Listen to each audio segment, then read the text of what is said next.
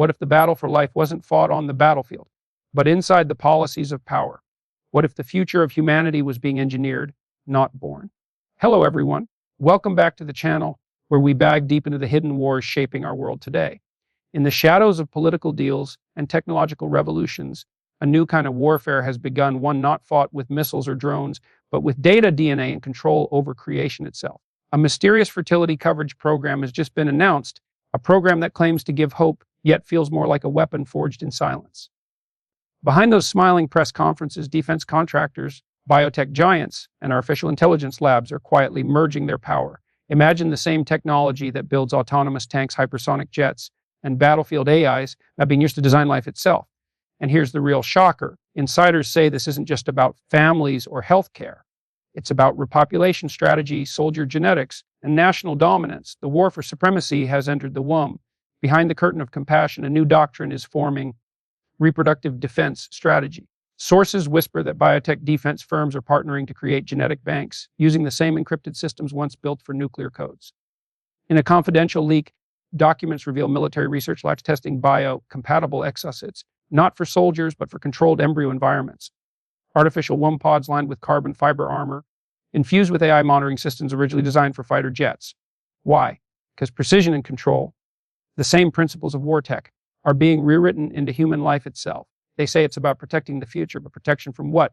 Or from whom? The patterns match global military strategies. Building a generation of optimized humans, perhaps programmed through biological design. It's no longer fiction. The war tech once used to destroy is now being re-engineered to create. Each upgrade in drones, nanotech, and satellite surveillance may not only track enemies anymore, but possibly every heartbeat of a future generation. And that's not evolution, that's domination through design. Inside secret hangars and subterranean research facilities, a silent revolution brews. Military scientists have combined gene mapping systems with battlefield AI, producing predictive models that can analyze a child's potential before birth. Imagine tech once used to calibrate missiles, now used to pre-program human capability. It's chilling. The same algorithms that guided stealth bombers and railgun precision strikes are being turned inward into the biology of life. Fertility coverage becomes a front-line operation. Underneath the promises of medical innovation, we see the fingerprints of militarized science, war-born tools like neural data processors, nanofiber injectors, and synthetic stem cell armor plating. And the question that rattles every defense analyst today: who owns the life once it's created through military tech? If a soldier is born from a government-designed embryo, who does that child belong to? The parents or the state? This isn't just about health policies anymore. It's the merging of defense and destiny, where human life becomes another classified project. Across the world, rival powers are racing to match this program. Eastern and Western blocs are now quietly launching bio-defense initiatives, aiming to create their next-generation army. Drones swarm the skies, but the true war has happened in the labs, where fertility coverage becomes national security coverage. Intelligence briefings hint at biogenetic soldier prototypes. Offspring selected for strength, stamina, and neural response. The same way countries race to build fifth-generation jets, they're now racing to breed fifth-generation humans.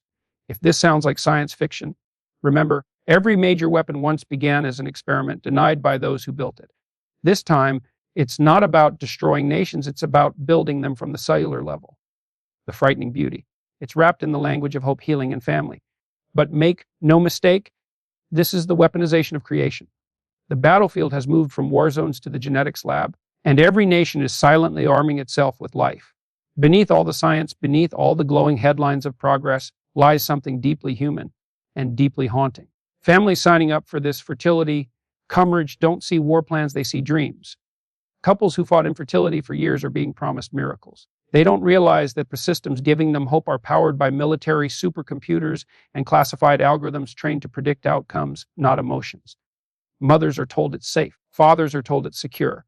But what happens when the child you create is part of a database, monitored by tech built for combat drones? The thought is terrifying: a generation born under surveillance before even taking its first breath. The same drones that watched battlefields could one day monitor playgrounds. And the same tech that engineered warfare could now decide who gets to be born.